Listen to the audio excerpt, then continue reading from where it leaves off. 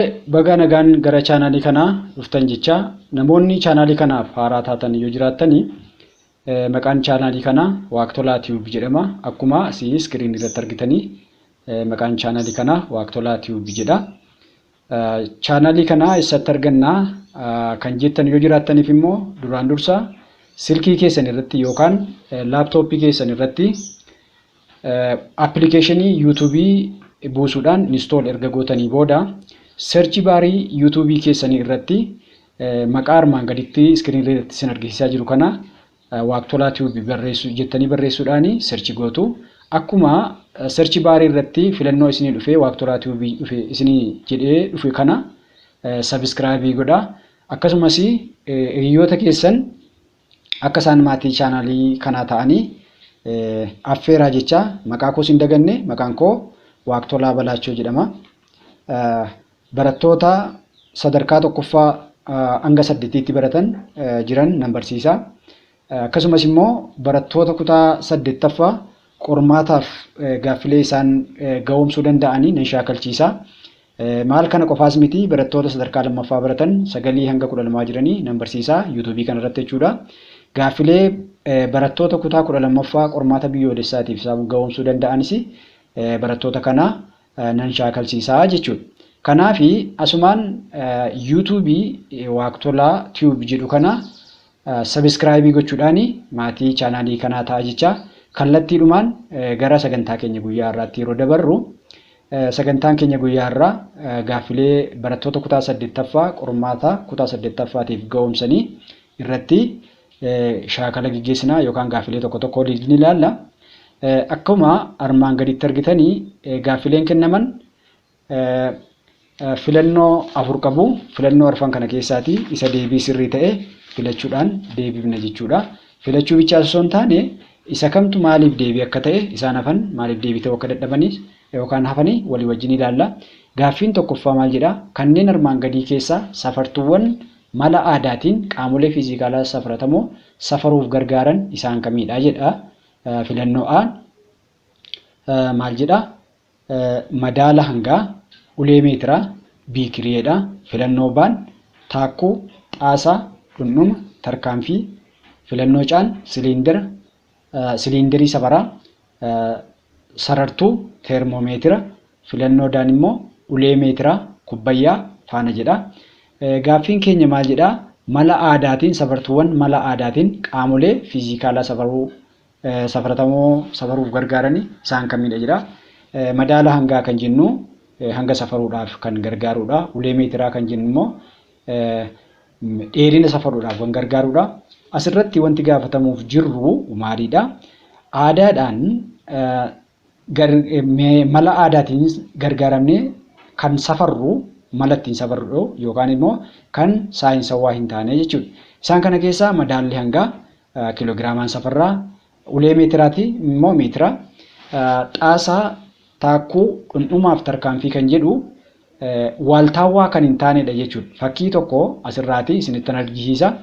Amma fakkii kanarraati iseen kun maalidha? Harkaa fayyadameetu dheerina safaraa jira. Iseen kun immoo maalidha? Dhundhuma gargaarameetu dheerina safaraa jira. Iseen kun immoo faana fayyadameeti. Akkasumas isaan kun xaasaa jedha. Inni kun farasullaadha. Tarkaanfii fayyadamee safaraa jira jechuudha. Isaan kun safartuuwwan saayinsawaa yuunitii waltaawwaa addunyaa irratti qaban osoo hin taane namoonni mala adda addaatti fayyadamuudhaan wantoota safaruudhaaf kan itti gargaaramanidha. Kanaaf deebiin keenya maal ta'a jechuudha? Baarra isa jiru taakkuu, xaasaa, dhundhumaa fi tarkaanfii kan jedhu deebii ta'a jechuudha. Gaaffii itti aanu maal jedhaa? Maloota qorannoo saayinsawaa keessaa malli dhuguma mala dha'iinsa tokko mirkaneessuuf raawwatamu isa kamidha jedha. Irraan deebi'ee gaaffii isaa. Maloota qorannoo saayinsawaa keessatti malli dhugummaa mala dha'iinsa tokko mirkaneessuuf raawwatamu isa kamidha? Filannoo A yaada xumuraa kennuudha. Filannoo B daawwannaadha. Filannoo C yaalii geggeessuudha. Filannoo D ragaa qaacessuu jedha. Akkuma kutaatti bartanii mala saayinsawaatti fayyadamuudhaan hojiin tokko dhugummaa isaa mala dha'iinsi tokko dhugummaa isaa mirkaneessuudhaaf kan nama gargaaru yookaan itti fayyadamnu yaalii geggeessuudha jechuudha. Kanaaf deebiin isaa maal ta'a? Caan yaalii geggeessuudha jechuudha. Filannoo itti aanutti yeroo dabarru gaaffii shanaffaan siliinderiin safaraa bishaan 50.00 meetir kiiyubii fi of keessaa qabu tokko keessa dhagaa xiqqaan yommuu buufamu qabeen bishaanichaa gara 75.00 seentimeetir kiiyubiitti yoo kan dabalu ta'e qabeen dhagaa kanaa hammam ta'a jedha. Asirratti qabeen sila siliinderii safaraa keessa jiru 50 seentimeetir kiiyubiidha. Dhagaan hangi isaa xiqqaa tokko immoo dakee bu'ee booda bishaanni kun qabeen isaa gara eessaatti guddateedha? Gara 75tti guddate. Kanarraati akkuma asitti arginu wanti nuti goonu hir'isuu qabna jechuudha. Isaa xumuraa qabee xumuraa hir'isuu qabee jalqabaati. Asirraati maal arginee jirra? Yeroo tokko isinitti argisiisa. Dhiifama. Iskiriinii korraatiin balleeffadha.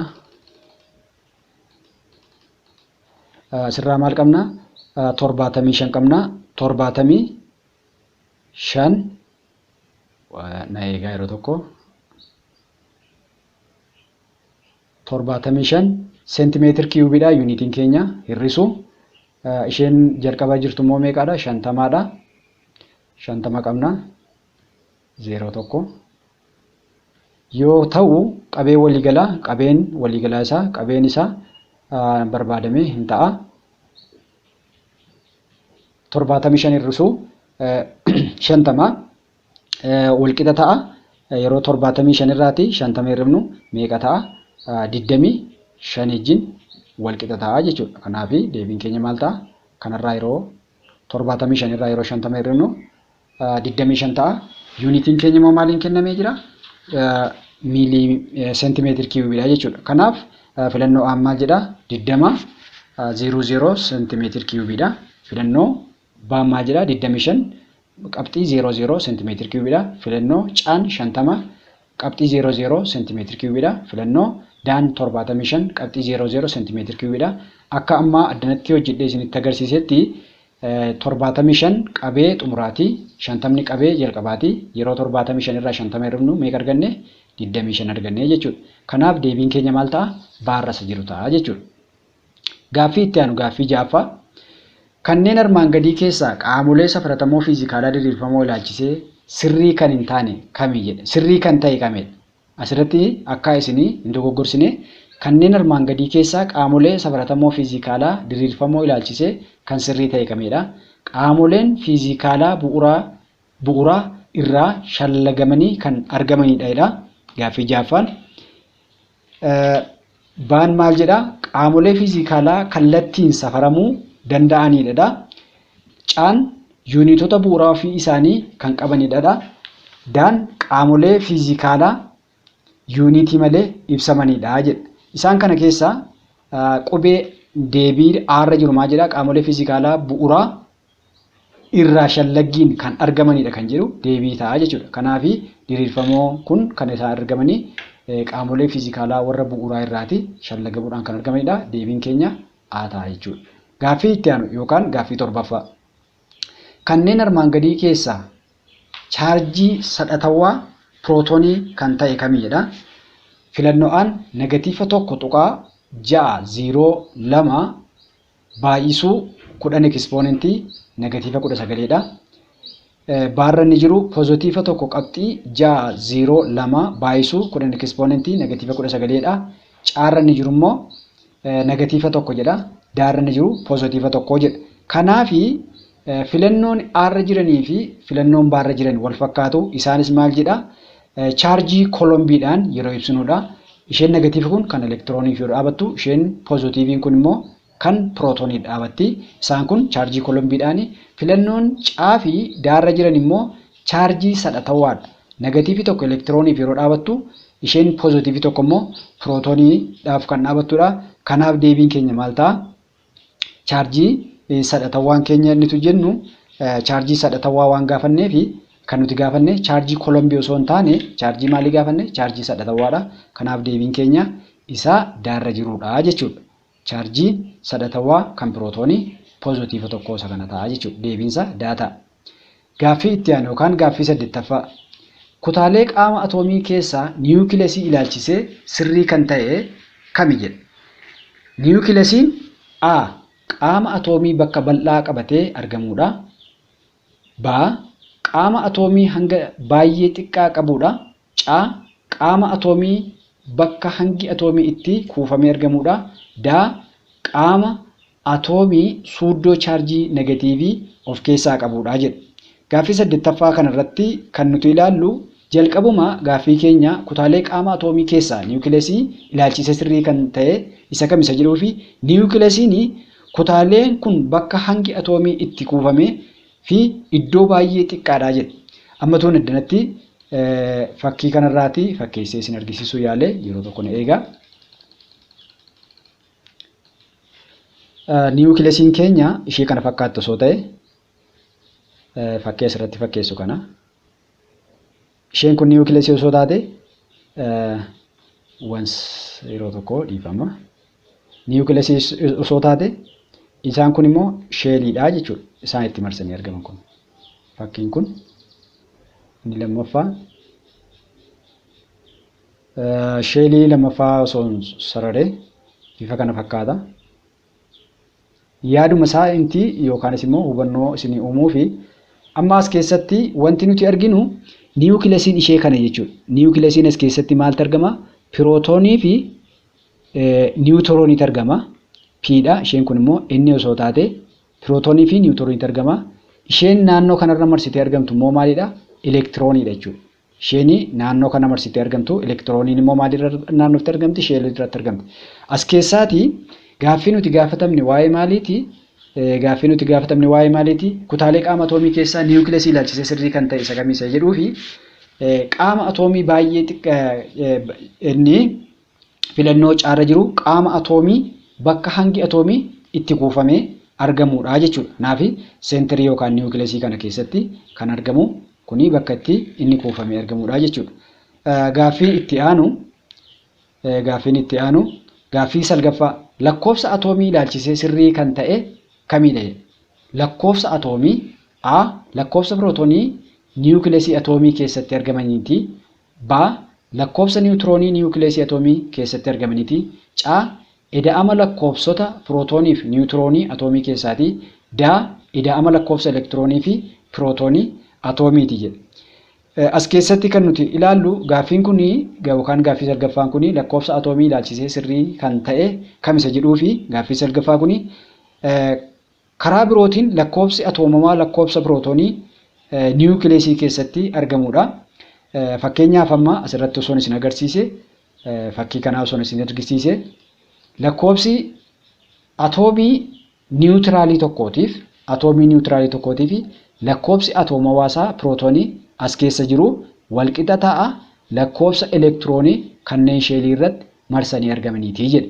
Kana jechuun maal jechuudha? Elektiroonii hin laanne yookaan hin fudhanne yoo ta'e atoomiin tokko chaarjileessidha yookaan chaarjii dhabeessadha.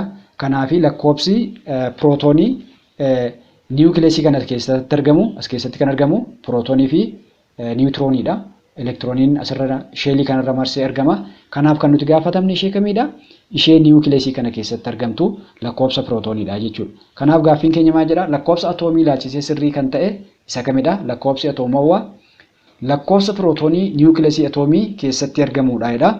Aani baan immoo maal jedha? Lakkoofsa niwuutroonii niwukileesii atoomii keessatti argamuudha. Caan ida'ama lakkoofsota pirootoonii fi niwuutroonii atoomiitiidha. Daan ida'ama lakkoofsota elektiroonii fi pirootooniitidha. Deebiinsaa akka fakkii irratti amma ani isin argisuudhaaf yaale as keessatti isheen kun maalidha? Pirootooniidha. Isheen as keessa jirtu kan biraa immoo maal gochuu dandeenya? Niwuutroonii gochuu dandeenya. Isheen kun immoo niwuutroonii yoo goone isheen asirratti argamtu kuni elektirooniidha jechuudha. Kanaaf kan as keessatti argamu kuni pirootooniidha jechuudha. Pirootooniidha. Yoon gara gaaffii kanaatti isin deebise lakkoofsa atoomii ilaalchisee sirrii kan ta'e R isa jirudha jechuudha. R inni jiru maal jedha? Lakkoofsa pirootoonii niwukileesii atoomii keessatti argamuuti jechuudha. Gaaffii kurnaffaa atoomii lakkoofsa atoomawaa 17 fi lakkoofsa hanga 35 qabu lakkoofsa elektiroonii, pirootoonii fi niwuutroonii isaa wal duraa duubaan meeqa ta'a jedha. Atoomiin kuni lakkoofsi atooma hawaasaa yookaan pirootooniin meeqa? 17. Niwutiroonii isaan beennu imbaabsawaadha yoo ta'e immoo pirootooniif elektirooniin wal qixxee ta'a. Kanaaf mee fakkii tokko asirratti isin argisiisu. Lakkoofsi pirootoonii kun asirratti kan nuti argamnu pirootooniin lakkoofsi pirootoonii isaa lakkoofsa hangaa osoo ta'e pirootooniin kun hangi atooma hawaasaa eedhaan osoo bakka buufne wal qixa ta'a. Lakkoofsa pirootoonii maaliin bakka buusuu dandeenya? Zidhaan bakka buusuu, lakkoofsa atooma hawaasaa zidhaan bakka buusuu dandeenya. Lakkoofsa niwutiroonii isaa immoo maaliin bakka buusuu dandeenya? Nidhaan bakka buusuu dandeenya jechuudha. Kanaaf haa jennu atoomiin kun himbaabsawaa osoo ta'e yookaan chaarjii elektirooniin fudhanne yookaan hin laanne osoo ta'e lakkoofsi pirootoonii isaa eda'uu lakkoofsa niwutiroonii isaa wal qixa hanga atooma hawaasaa ta'a. Asirratti lakkoofsi atooma hawaa kun immoo meeqa nuu kenne? 35 nuu kenne jechuudha. Asirratti 35 nuu kenne. Hanga atooma hawaasaa immoo meeqa nuu kennee jira? Asirraati hanga atooma hawaasaa immoo 17 jedha. Wal qixa ta'a. 17 dhiifama yeroo tokko ni eega. Eda'uu naadhaa jechuudha. Eda'uu naa yoo ta'e gatii inni kana argachuudhaaf yookaan gatii naa kana argachuudhaaf gama lamaan irraati maal goona? Gama lama asirraati 17 hir'isa. Gama kanarraas 17 yoo hir'ise asirratti na ilaala. 35 eda'uu hir'isu na eega. Hir'isu 17 yoo ta'e wal qixa ta'a. 17 hir'isuu 17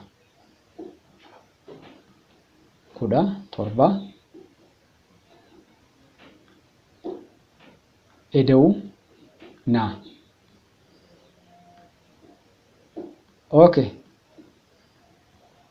Amma maal jenne hanga atooma hawaa atoomii kanaa meeqaadha? 15 jenne 35 jenneerra. Pirootoonii isaa immoo meeqa? 17 irraa. Kan nuti barbaadnu niwutirooniidha. Isa booda 35 irraati yoo 17 kaafne gama kanarraa 17 irraa 17 yoo kaafne 0 ta'a. Asitti wanti nu hafu maal ta'a jechuudha? Lakkoofsi niwutirooniin kanarraati. Niwutirooniin kun inni wal qixa ta'a meeqa ta'a? Inniin wal qixa 18 ta'a jechuudha. Inniin keenya 18 ta'a jechuudha.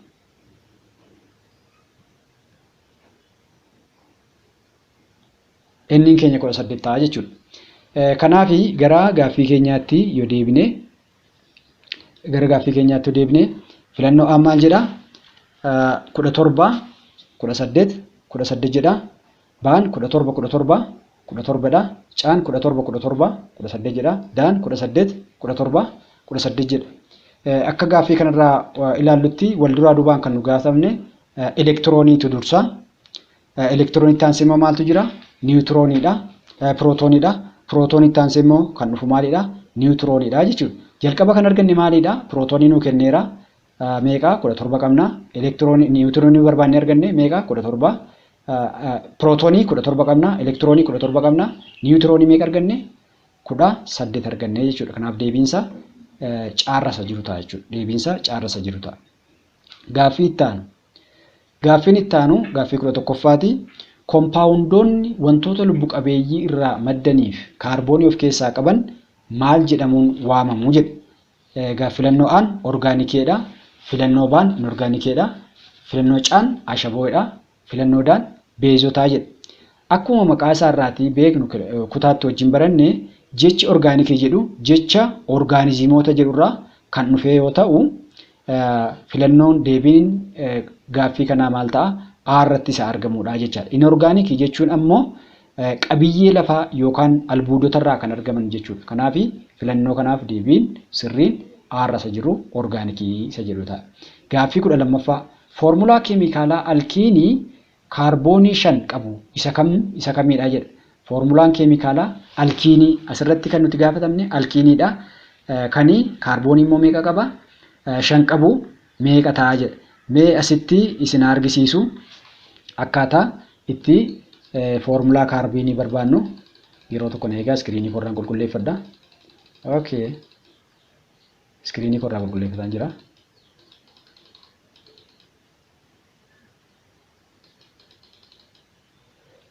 Asirratti asumatti naannoo kanatti nan barreessa.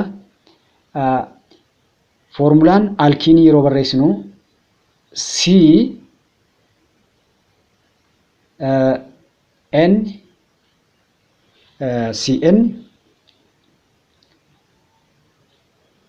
CN haayidroojiniin keenya immoo maal ta'a?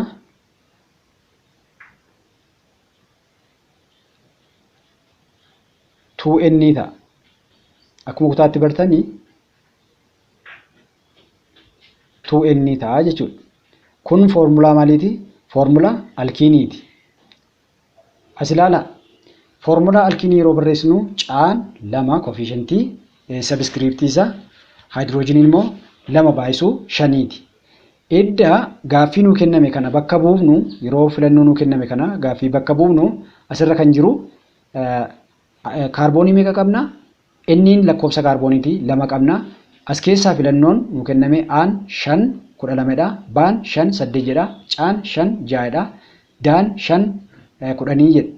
Kanaafi foormulaa armaan olitti isinitti argisiise kana yoo bakka buufnu kaarbooniin keenya meeqa? 5 jenne 2/5 immoo meeqa ta'a?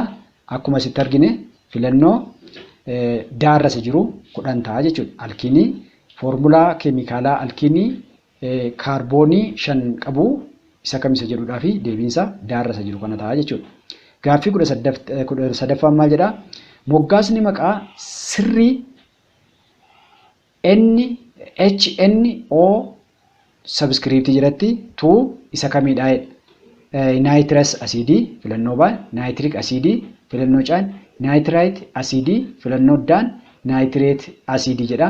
As keessaati foormulaa kenname kanaatiif yookaan kompaawundii bakka nuu kenname kanaatiif deebii sirriin isaa nitrous acidii isa jedhu filannoo A irratti isa argamuu kana ta'a jechuudha. Filannoo itti aanu yookaan gaaffii itti aanu gaaffii 14ffaa hiika walnyaatiinsa himbaabsawaa kan ta'e isa kamidha? Hiika walnyaatiinsa himbaabsawaa kan ta'e isa kamidha? Walnyaatiinsa filannoo Aan sibiilotaaf sibiilaalota gidduutti geggeeffamudha. Filannoo Baan sibiilotaaf oksijiinii gidduutti geggeeffamudha. Filannoo Caan walnyaatiinsa asiidii fi beezii gidduutti geggeeffamudha. Filannoo Daan walnyaatiinsa asiidii fi kaarbooneetota gidduutti geggeeffamudha. Akkuma maqaa isaarraa hubannu walnyaatiinsa himbaabsawaatii fi deebii sirriin isa kamidha? Walnyaatiinsa asiidii fi beezii gidduutti geggeeffamudha jechuudha. Filannoo caarra inni jiru deebii sirrii ta'a jechuudha. Gaaffii inni xumuraa gaaffii 15ffaan kanneen armaan gadii keessaa gochi yommuu asiidotatti fayyadamnu godhamuu hin qabne kamidha? A. Golgituu ijaa fayyadamu. C. B. Kootii laaboraatoorii uffachuu. C. Gilaabii harkaa kaawwachuu. Filannoo D immoo bishaan asiidiitti naquu jedha. As keessaati wanti duraa duuba isaa eeggatee godhamuu qabu maal jedhaa? Golgituu ijaatti fayyadamu jechuun leensii ijaa yookaan fuullee manansarii seenna jechuudha. Kootii laaboraatoorii jechuun wayyaama gaawonii anamma uffadhee isin barsiisaa jiru kana bifa kanaanii uffatanii filannoo caarra jiru immoo gilaabii harkaa godhachuun gowaantii harkatti kaa'achuudha. Filannoo daarra inni jiru immoo bishaan asiidiitti naquudha. Gocha mana keessan keessatti yeroo hiriyoonni keessan yookaan warri keessanii yookaan isinumti barattoonni ittoo hojjettanii amma shunkurtii yeroo bisheessitanii zayitii shunkurtiidhaan edda bisheessitanii booda zayitiin yeroo bishaatee ho'ee jiru zayitii sanatti bishaan kallattiin gaditti baay'iftanii ittiin naqxan yookaan ittiin darbattan suuta jettanii bishaan itti naqxu. Maaliif kun? Rukkinni bishaanii fi rukkinni zayitii walqixa miti. Bishaan rukkina guddaa waan qabuu fi ulfaatina guddaa waan qabuuf yoo zayitiitti bishaan darbanne zayitii qodaa yookaanis immoo biradistii keessaati ho'ee jiru sana facaasee balaa uumaa nu gubuu yookaanis immoo qabeenyaa balleessuu waan danda'uuf suuta jennee akkuma bishaanni zayitiitti gadi nannu laaboraatoorii keessatti gochii godhamuu qabu dura bishaan asiidii bishaan walitti daballa yoo ta'e dura bishaan qodaatti naqannee isaan booda immoo asiidii immoo booda isaa bishaanitti suuta jennee daballaa jechuudha. Maaliif? Rukkinni bishaanii kan asiidii waan caaluu fi yoo bishaan asiidiitti daballee asiidiin sun faca'ee balaa uumuu danda'a jechuudha. Walumaa gala guyyaa har'aa gaaffilee barattoota kutaa 8ffaa qormaata kutaa 8ffaa bara 2016 qormaataa dhiyaatanii gaaffilee muraasa walii wajjin ilaallee jirra. Gaaffilee kana irratti hubannoo bal'aa akka qabaattanii abdii guddaan qaba. Akkasumas gara fuulduraatti gaaffii qormaataaf isin qopheessuu isin hojjechuu kan danda'u karaa iimeelii yookaan karaa yuutuubii kootiin erguu dandeessu qopheessiniifan deebisaa isin hojjedha. Gaaffilee yookaan viidiyoo yuutuubii kanaan torbeetti yeroo tokko dhiyaatu immoo argachuudhaaf yookaan akka isin qaqqabuu fi yuutuubii kana sabiskiraayibii fi sheerii gochuu hin dagatinaa. Baay'een isin jaalladha. Galatoomaa horaa bulaa. Galatooma.